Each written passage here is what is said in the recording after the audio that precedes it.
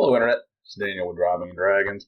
Today I want to take a second and I want to talk about rules as written and what rules as written really means or should mean, because rules as written has kind of gotten way out of hand. I haven't made any bones about the fact that my philosophy when it comes to tabletop role-playing games is the first, last, and only real rule written in any book is the game master's discretion. The game master's discretion to change anything is a rule as written. But you have this philosophy. You see it a lot in the OSR. You see it even more in the Bro SR. But it's kind of a funny dichotomy because you see it very heavily in the 5e community too, the 5th edition Dungeons & Dragons community, where you don't see a lot of rules as written is pretty much the rest of the hobby. People who are playing Traveller are not stomping their foot harping rules as written. People who are playing Call of Cthulhu are not stomping their foot yelling rules as written. People who play Cyberpunk are not aggressively yelling about rules as written and DM fiat and all this kind of other stuff. I think where a lot of it comes from is Dungeons & Dragons as a whole is a far crunchier system. There's a lot more technical stuff, a lot more super fleshed out rules. Part of this comes from it's made by such a big company that has such a huge staff of game designers and writers and whatnot, and it's got such a long, unbroken history that things have been tweaked and poked and changed, and a lot of things that were house rules have become rules as written, so to speak, over the years. And you've got a class, and really I first saw them really coming up in 3rd edition.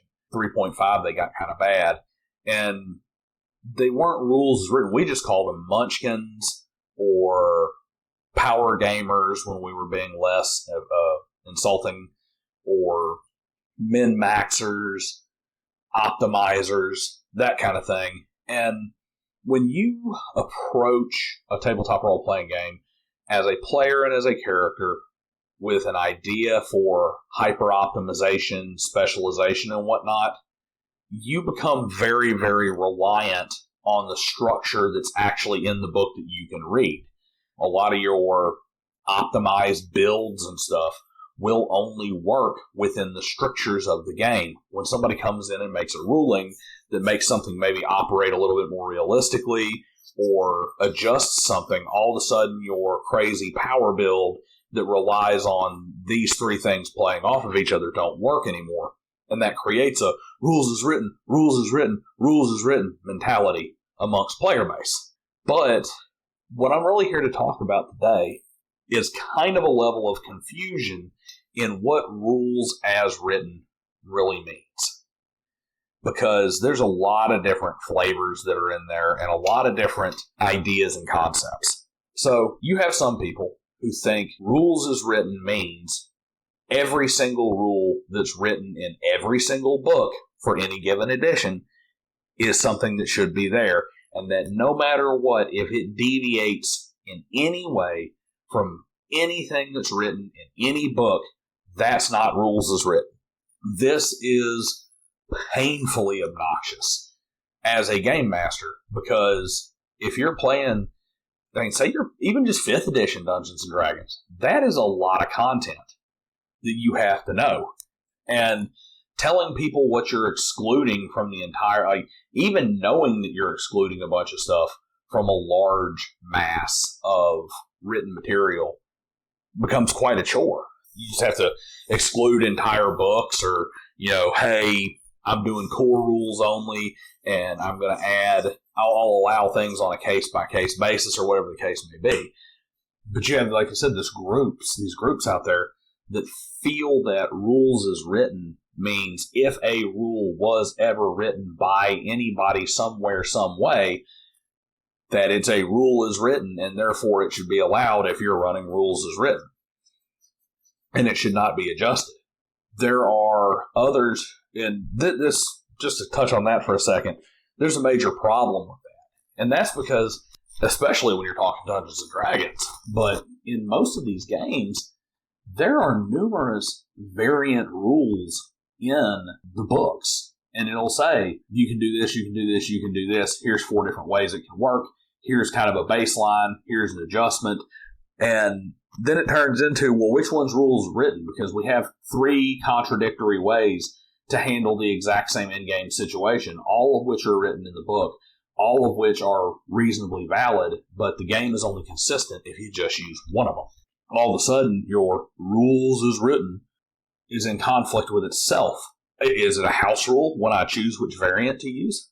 That becomes a serious issue, because it's almost always in an effort for somebody to try and plan out a super character, or they're really trying to plan out something within the rule structure rather than have a character that exists in the world to be played as an individual. To me, it's a backwards philosophy, but I understand there's some people who the crafting and manipulation of the rules or working within the structure is the fun, and there's nothing wrong with that.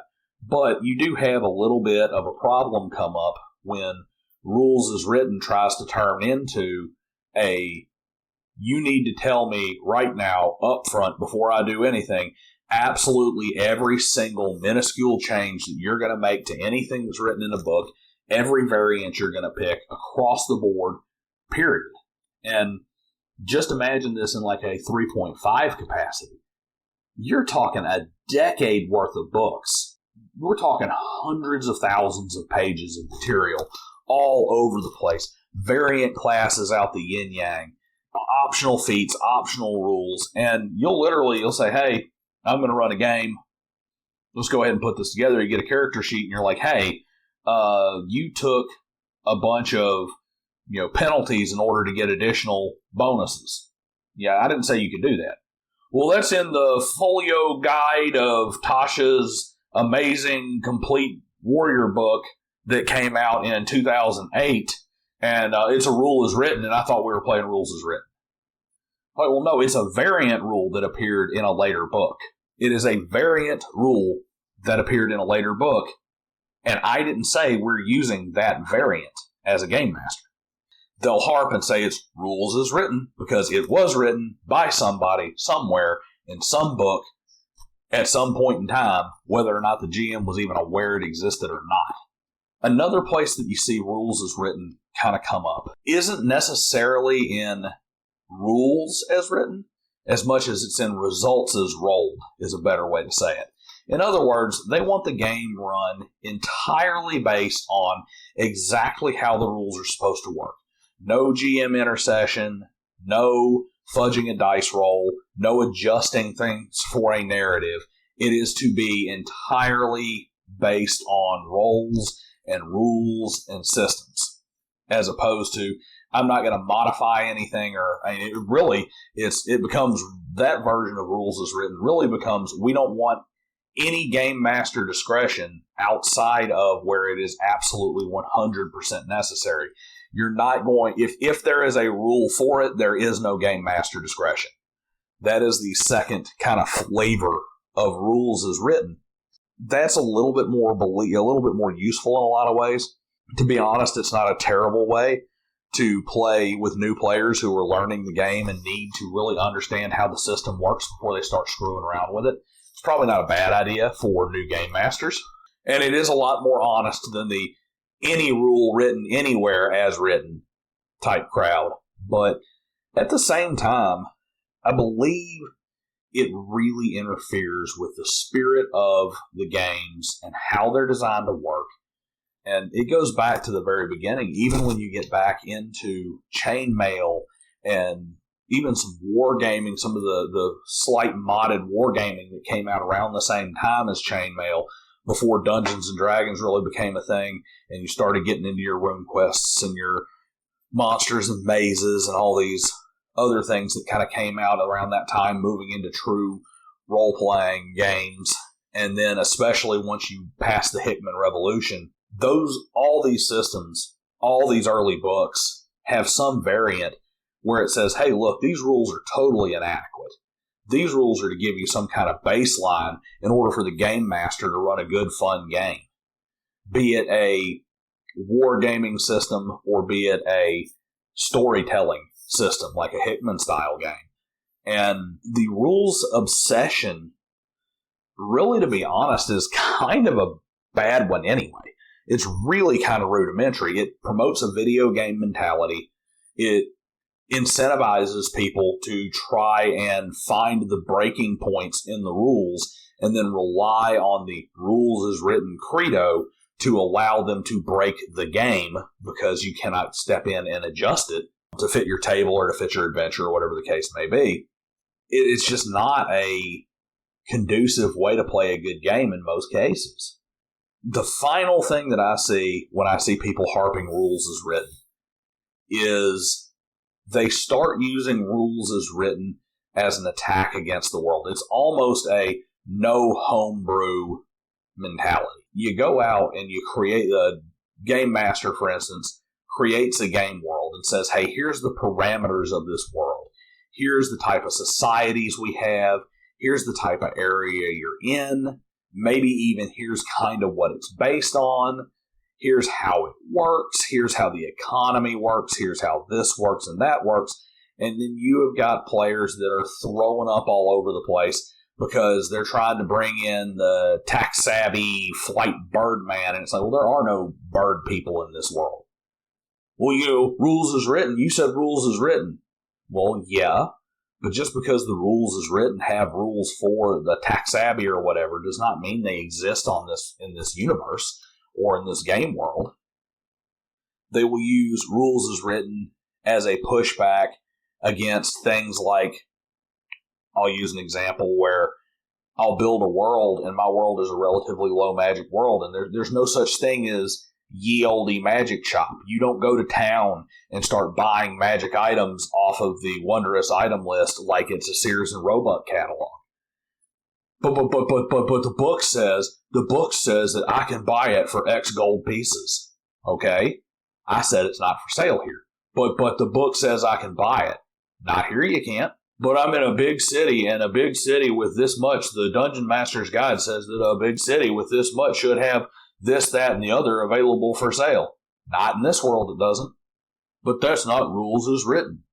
You get this kind of nonsense in here. It really, the mantra of rules as written has turned into, for me, a rallying cry for the gamer who is more concerned about beating the game than playing a role-playing game with the rest of the table. And when I say beating the game, I don't mean beating the game like, hey, I won Dungeons & Dragons, I won Cyberpunk, I won Call of Cthulhu, or whatever the case may be. But let's be real, this is 90% of Dungeons & Dragons thing. It's, I beat Dungeons & Dragons. I literally beat the rules. I beat the system. I beat the game because I was smart enough to build this and have this particular magic item and this feat progression and this skill progression and this collection of classes and this race from these 14 different books. And I am able to make a character that is, say, 5th level and can easily handle 10th and 12th level challenges because I was able to manipulate this system with this hyper specialization and really what comes down to a pushing the rules and stretching them to a certain breaking point. And any homebrew that disallows anything that's in their build is now essentially a problem, and the cry rules as written goes out. So to me, the mantra, rules as written, is ultimately a destructive one in the hobby.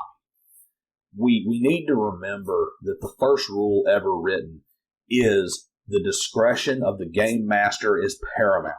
What the game master says goes. It is up to that game master to use that responsibly, to use that consistently. But at the end of the day, the first rule written is that if the game master wants to change the rules, he can change them. He can allow or disallow anything he wants. And it should be done to promote a more fun game, a more fair game, and a more realistic environment within the game. The obsession with rules as written really needs a reality check because I honestly can't take any of the different flavors of rules as written and take them seriously as truly understanding how the game works because they're all overridden. You can't be every rule that's written in every book everywhere as written because there's variance in every single book. You can't have rules is written as a literal guidepost when the very first thing that's in all these books is, hey, at the end of the day, it's your table, run it the way you want and make changes, and even temporary changes or situational changes as the situation at the table dictates. It is literally the first rule. So that's what I got on this one today. A little bit rambly. Tell me what you think about Rule 0, how Rule 0 should be used, what the truth of the matter is on it. And I'll see you guys next time. Like, share, and subscribe.